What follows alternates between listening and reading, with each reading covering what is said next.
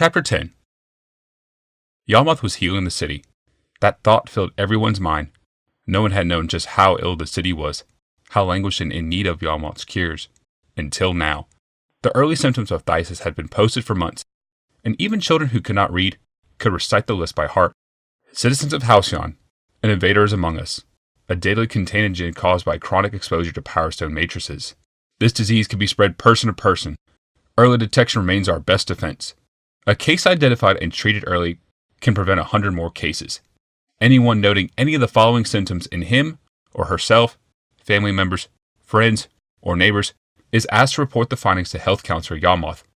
Fatigue, irritability, excitability, lassitude, forgetfulness, confusion, paranoia, itchiness, blotches, rash, pallor, swelling, numbness, lesions, stiff joints, dizziness, nausea, diarrhea, constipation, changes in eating or sleeping habits, headaches, neck aches, or backaches. The council is declaring war on this disease and calls all Halcytes to aid in fighting that war. Health counselor Yamath will personally visit every reported person, providing a diagnosis, giving instructions to prevent the spread of disease, and where needed, administering treatments. It is the duty of all Halcytes to cooperate and aid in any way possible. One elder had quipped that Yamath had listed the symptoms of being human. Another added, Yamath claimed he cured all mortal illness, and that's what he listed. The posting was approved anyway. Yamath was granted the right to post this and whatever other public announcements he deemed appropriate. His response to his critics were merely to strengthen the language used, changing "are asked to report" to "must report."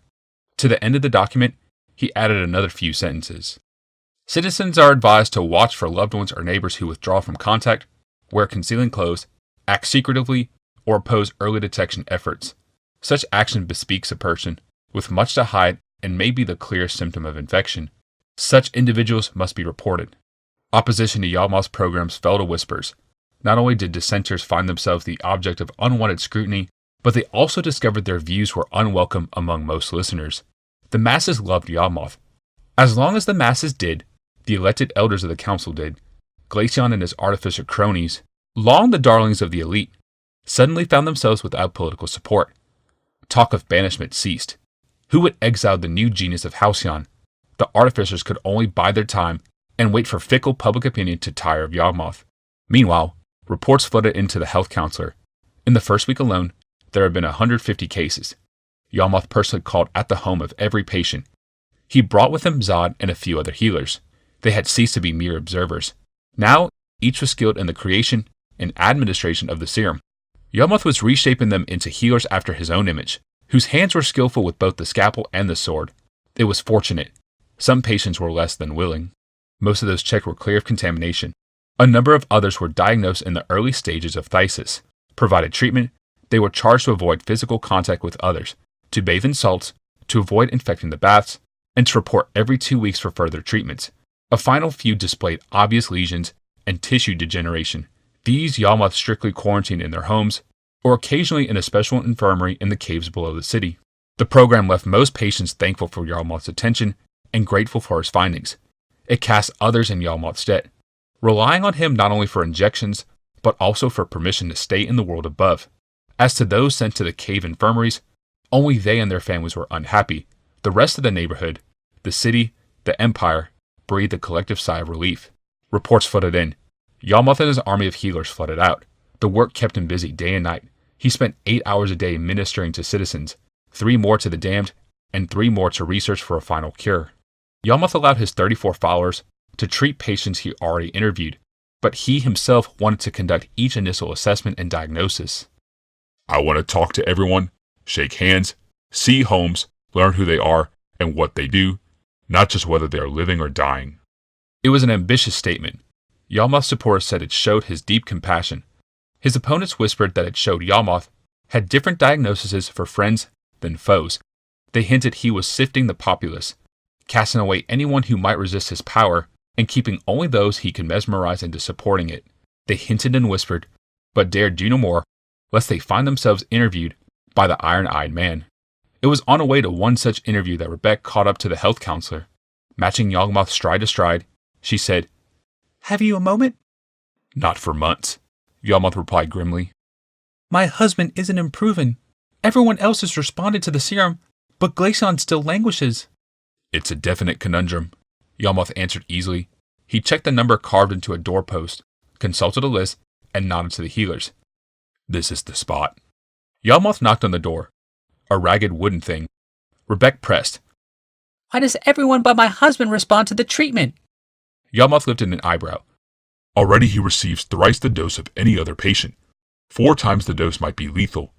He does show signs of improvement during the first hour after each injection, but then quickly lapses. Perhaps his long, intense exposure completely destroyed his resistance. There have been plenty of untouchables with worse degeneration. They all are responding. Why is my husband different? He has always been different, Yamath replied. Even before the phthisis. Even before he was your husband. What is that supposed to... The door swung inward. A man stood beyond, old and nervous. Thin, gray hair, prickled out across his balding head. He blinked suspiciously out into the bright street and drew a ragged robe up around himself. What is it? Yama smiled. It was a look that emanated confidence. I am Health Counselor Yamath. He glanced down at the list, letting his name sink. I have received a report about a certain Desura, said to be infected. The man pulled the door open behind him and made a quieting gesture. Look, I am her husband. I am the one who made the report. She was feeling tired and dizzy. Those were all on the list, but she's feeling better now and... We've come, Yamath interrupted, gesturing at the group about him. I have come. The examination will only take a few moments. Narrow fingers quivered fearfully. She doesn't even know. She has no idea that there even is... She doesn't know you are coming. No one does, Yamath said. He stepped forward. Without touching the man, he impelled him back through the door and up the stairs beyond. Please, please. This isn't what I wanted, he said as he stumbled backward up the stairs. Yamath climbed. Rebecca followed. She looked about. The wooden stairs must have been a century old, the plaster fallen from above. Water stains marked the walls. She hadn't realized such shabby places existed in Halcyon. Too much time spent in the Crystal Temple. Zod came behind her, and 4 other healers brought up the rear. Yamath pressed. How many Power Stone devices do you possess? None. None at all. We don't even have a sedan chair, the man yammered. Why do you think we live here if we could afford Power Stone devices? Huh. Does she have any Power Stone jewelry? Yamath pursued. Well, actually, a few things. Just a few rings, torques, bracelets. She loved all those things. But she's fine. She's one of the immune ones. I heard about that. Some people don't get sick. That's Desura. The narrow old man had reached the top of the stairs. He staggered into the upper apartments. Yamath, Rebecca, and the others followed. Beyond lay a tiny room, poorly appointed. Against one wall, a rag mat laid. Soiled linens bunched across it. More linens hung across the window. Shadows of broken glass cast across them. Though there were no implements for preparing food, crumbs of bread and dried hunks of meat lay here and there across the floor. There was not a stick of furniture in the room. The stench of mildew and rot filled the air. The only extravagance was a large round mirror leaning against one stained wall. Beneath it lay a cloth of red velvet. It, in turn, held an assortment of gleaming jewelry. There was one other extravagance. Desura. She could have been no more than 20. She leaned beside her glittering jewels, as though part of the collection. They cast stars of light across her young, perfect skin. The torque around her neck gleamed with 4 power stones, the same indigo color of her eyes. As healers poured into the room, Desura pulled a silken rope up across her naked figure in feigned modesty. She stared into their eyes, challenge and invitation both. Her attention settled at last on Yamath, and there lingered with obvious interest. Excuse my appearance, Desura said. My husband said he'd get rid of whoever was at the door. He tried, Yamath said, approaching her and kneeling down. I am not very easy to get rid of. Healer set down packs of implements. Yamath continued. We've come because of reports that you had symptoms of phthisis. Desura smiled daggers at her husband. And I know who reported me. Karen's always been trying to get rid of me. Thinks I'm too expensive. But then, He can't bring himself to do it and buys me something else to make up for it. This episode will cost him dearly. Yamath nodded impassively. He said you were feeling tired and dizzy recently. Is that true? With a hissing sigh, Desura idly slipped rings onto her fingers. You would feel tired and dizzy if you spent all day cooped up in this room, waiting for Karen to come home. He doesn't let me go out alone, only when I can adorn his arm. I'm just another piece of jewelry to him, you see. He's afraid if I go out on my own, a man like you might snatch me up. Have you had any other symptoms? Swelling? Lesions? Redness? Something flitted with her in her sultry gaze. Something like fear. See for yourself. Desura drew the robe back from her figure and lay there as all eyes in the room passed over her silken skin. She rotted to one side, allowing a full view. I see no sign of tissue corruption, Zod stuttered, pretending to mark a checklist he held in his hand. All right, cover up, Rebecca said. We've seen enough. You've seen what I don't have and what I do, she answered, slowly pulling up the robe again. Karen strode through the group and covered his wife with a ragged sheet. All right, you've seen. Now go. Wait, Yamath said. A few more questions. Have you ever been in contact with anyone who has the thysis? Perhaps during the riots? No. That was one time I was glad to be cooped up, she said. Monsters. They attack us, and we heal them?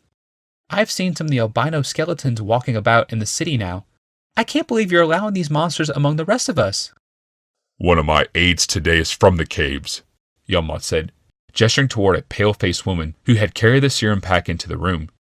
And none of those I have allowed into the city have even a trace of thysis. Desura fixed the pallid woman with a vicious smile. Sorry, but I think the dam should stay damned. Halcyon's got enough ugly people in it already. Grinning ruefully, Karen said, She's got lots wrong with her, but it's not the disease you're looking for.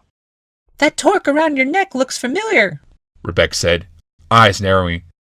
May I see it? Are you healers or jewel thieves? The husband asked. He laughed nervously. Lean in, girlie, Desura said, puffing out her chest. If you want another eyeful.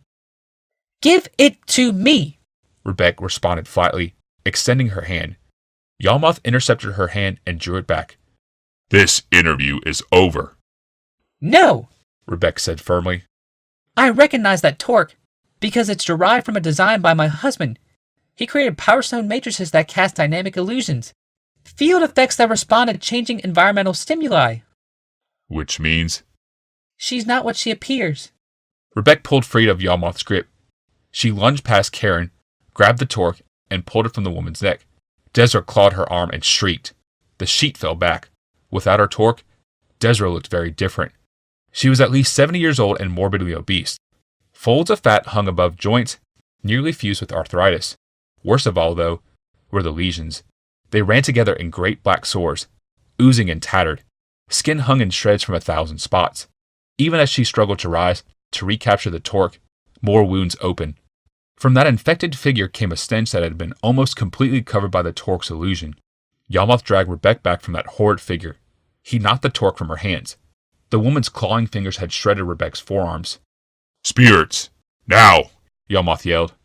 Zod snatched up a bottle, pulled the cork, and it ladled across the wounds. Rebecca nearly collapsed from the searing pain. She slumped against Yamath, burying her screaming face in his side. Neutralize! Yamath ordered. The young untouchable flung a sedative dart across the room. It struck the woman, who groped among her jewels for more illusion magic. The dart injected a powerful sedative into her. She slumped across the Power Stone collection, rolled against the mirror, shattered it, and was pelted by descending shards of glass. Desura! Oh, Desura! Karen wept, falling to his knees and plucking the bits of mirror from her. What have you done? What have you done to her? Pull him off. Administer 3 doses of the serum. Clear away the glass. Stabilize her. But take every precaution, Yamath ordered. Desura! Desura! Yanking a clean sheet from his pack, Zod threw it over the man's head and hauled him back from his wife. He held the man's arms at his side and withdrew toward the wall. The other healers converged on the trembling woman. What have you done to her? Karen cried. You did it to her, Yamath growled. You wanted a showpiece instead of a wife. You brought her the gems that ravished her. Administer the test. The young untouchable had just finished injecting Desura and strode purposely toward Karen. She produced a knife from her belt and cut the sheet over the man's head. She pulled it back far enough to expose the right half of his face. Then, drawing up a needle bladder, she stuck the needle into his temple and squeezed slowly. When Karen began to scream, she stuffed a bunch of the sheet into his mouth. It's only a serum test, Yamath explained. If you carry the phthisis, your temple will turn black. If it remains its normal shade, you are healthy. No sign of change, The untouchable said, pulling the needle away and rubbing the man's temple. Test is negative.